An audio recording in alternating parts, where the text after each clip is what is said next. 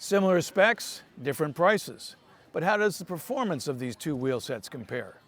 In this video, my fellow tester Connor will tell us about what the differences and similarities were that he found riding the Zipp 303 XPLR SW wheel set, whose rims measure approximately 54 millimeters deep, 32 millimeters wide internally, and 40 millimeters wide externally, and lists for about $2,100. And the light bicycle Falcon Pro WG44 wheel set, whose rims measure about 44 millimeters deep, 30 millimeters wide internally, and also 40 millimeters wide externally, and sell for about half the price of the Zipp. Hi, I'm Steve from InTheKnowCycling.com and the In the Know Cycling YouTube channel. Joined today by my fellow tester Connor. Connor, how you doing? Doing great. We're here at the home of the Dirty Pizza gravel event that Connor just rode. This is in South New Hampshire, Olmsted, New Hampshire, home of the Orchard Hill Breadworks.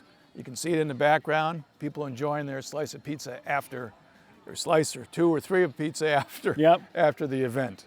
Okay, let's roll. You know, before the last couple of years or so, 25 millimeter internal width was sort of the standard or the gold standard for gravel wheels. Now, just in the last year or two, we're seeing wheels that are 27 millimeters internal, 29 or 30, and even as much as 32 millimeters internal, and 36 to 40 millimeters wide on the outside. Connor, from your experience riding these, how does the performance differ, or having the added width of these wheels, in terms of the handling, the cornering, the precision of the riding that you found? So I'd say they're both really nice wheels. And I'd say compared to say like a 25 mil width internal gravel wheel, it's a subtle difference. The handling is the biggest thing that I notice. I find that when you're, even with running a really big tire, like a 45 or a 50, or even a little bit bigger than a 50, normally you would expect them to feel a little bit squishier when you're, cornering side to side, you can even just testing it out, just riding around, making some little S-curve turns. And they feel a lot more, you feel a lot more planted, a lot more locked in, really good traction, really good cornering. And part of that is the width. I think the profile gives you a nicer, it supports the tire better is probably my guess is why. Better platform, perhaps, structurally. Yeah. Okay. And you can run a lower pressure too, which I think also leads to the performance. And you've got a lower pressure that tends to help with cornering. And how about the compliance of these wheels? Yeah, great question. So a lot of times I think when you think about a deeper profile rim, you're not necessarily thinking it's going to be as comfortable because there's a lot more structure there and it's going to be uncomfortable. So I wasn't really expecting a whole lot of compliance, but for both of these, they're a pretty comfortable riding wheel. They're not as comfortable as some gravel wheels I've tested in the past that are more purpose built for compliance. They're not a deep wheel. Those are like riding on a magic carpet. But these are, again, for a deep section, not jarring. They're very comfortable. And I will say it's difficult to say, how much of that is the tire, how much of that is the wheel. But I would say even apples to apples, equalizing for tire pressure and stuff, they're both a pretty comfortable riding wheel set. So if you can remember, with the light bicycle wheels you have on today, a 50 millimeter wide tire? Yep. And it's a 30 millimeter internal. Yep. What pressure did you run the tire at? Yeah. So these are actually, these are a labeled 47. They probably measure like 48 and a half, 49 on the wheel. And I was running 25, 26 pounds pressure. And you're about 70 kilograms, 165 pounds or so? Yep. Okay. Yep. And how about the Zipp? That's a little bit wider internal rim width, a 32 millimeter. What pressure would you run, say, a 50 millimeter tire on those, if you can remember? I mean, pretty similar. I mean, Pretty if similar. you put it into a tire chart, you're going to get a pretty, it's like we're talking like half a PSI or Okay. a PSI difference. Yeah. Okay. Yeah. So let's go back. We talked about handling and cornering and precision. We talked about compliance of these two wheels. Yeah. In general, as being with wider internal widths, how would you compare the two, the Zipp versus the light bicycle, on those same performance criteria? It was honestly hard to distinguish them. I think they both gave a very similar, performance advantage. Again, kind of subtle from a narrower wheel, but it is noticeable. And between the two, I couldn't notice the difference of the 2 millimeters width. Okay, let's talk about the depth of these wheel sets. Again, historically, in the life of the gravel wheels, which is not that long, Yeah. but up until a couple of years ago, most gravel wheels were 40 millimeters or less. Yep. The thought being that, well, you're not going 20 or 25 miles an hour unless you're an elite racer, so there's not going to be a whole lot of benefit of having a wheel set that's deeper than 40 millimeters. Yep. Well, now a lot of them are getting 40 millimeters or deeper. The light bicycle here are 44 millimeters deep, and the Zipp are 54 millimeters deep. Yep. What's your experience with these deeper wheels in terms of how they perform, what their air performance is, how stable they are in the winds, and their overall speed? Yeah. Here's what I'd say. I'd say with aerodynamics, right? It's a little bit difficult to say, when you're not, you're in a wind tunnel or something like that. Not that I've been in a wind tunnel, but if you don't have the data to back it up that, oh, this is actually X amount faster, it's difficult to say which is going to be faster than the other. But with that said, I do think that the speed benefit for both of these was noticeable. I think when you really notice it is when you're going downhill, when you're going fast, and which makes sense because you're going faster. But you head down a hill on these, and it just felt like you just really accelerated faster than you normally did. Mm-hmm. And if you're in a gravel event or race, you'd notice that you'd be catching up to people sooner in the fast sections than you normally would. So it's definitely it's subtle again, but it's perceptible. And then between the two, I would say, again, they both felt very fast aerodynamically. Maybe those are a hair, the Zipps, maybe a hair faster going on the downhill. I didn't have an issue with either in the crosswinds. Now, of course, you're not going to want to go out on a day with a stiff breeze and spend a lot of time riding no-handed. But I never had a situation, and I ride in the wind quite a bit, and never had a situation where I was like, oh, that was spooky or anything. Yeah. So, yeah.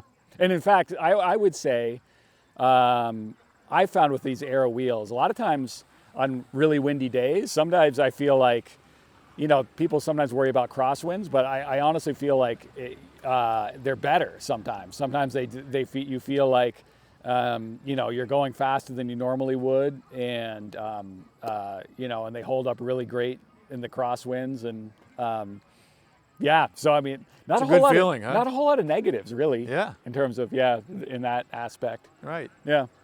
Talk about the stiffness, the acceleration, the climbing, all somewhat related. Yep. Of these two wheels and how they compare perhaps to each other and to other wheels that you've ridden that aren't as wide or as deep. Yeah. So they both climb great. I would say the light bicycle is a very light wheel. True to its name. True to name. And I think it's perceptible climbing and getting up to speed that they feel you notice the lightness for sure. But I'd say they're both good climbing wheels, and these ones just do the lightness. Maybe a hair of an advantage there. I'd say they both felt responsive and snappy. Probably not. The light bicycle maybe not among the absolute, and again, we're talking subtle differences here, but probably not quite as snappy as some of the best wheels we've tested. The Zipp in terms of, you know, snappiness and lateral stiffness, they're probably right up there at the best. So maybe just a hair better. But really, I'd say that from a performance aspect, what I keep coming back to, and I really think what the benefit you get from wide wheels like these is just the wide profile of the tire that it allows, and it just really, it makes handling very nice. So if you're really going to get a wheel set that's focused on gravel, and you're never going to run anything narrower than a 40 millimeter tire, there's a lot to be said for a wider tire like this, wider wheel like this. 40 millimeters is kind of the minimum these days, right? 40, I think that's right. I really see no need to run, when you're for gravel, anything narrower than a 40. Yeah. They've gotten lighter, they've gotten faster. You can see our review of the best gravel tires linked below. Yep. But I think you were telling me there in a recent note that you're thinking somewhere in the 44 to 48 millimeter is the sweet spot. I think so, for like just an all around, if you just want to put on a tire that's going to be pretty damn good in just about anything. I'd say, yeah, somewhere in like the 44, 45 range is kind of my go-to these days. And this width wheel set, where we're talking 30 to 32 millimeters wide internally, is a great platform for that wider tire. It sure is, yeah. Yeah. What about other aspects that you might have noticed between these two wheels? And say, let's talk about the hubs or the spokes. In terms of the build and the hubs and the spokes and that type of thing, the light bicycle uses more house brand components. Their house brand hub is called Pace. It would be interesting to see a longer term test, but in the time I had them, they're smooth and no complaints whatsoever. I guess the question mark that I or someone that's buying it might have is, you know, when I inevitably need to get you know, service done, is it going to be easy to repair? If I have a major issue with my hub, I'm going to have to send it back in, or as is typically the case with a larger name like, say, a Zipp, you're going to be able to bring it into most bike shops, and they're going to be able to get you parts, and they're going to be familiar with it, and they're going to be able to fix it.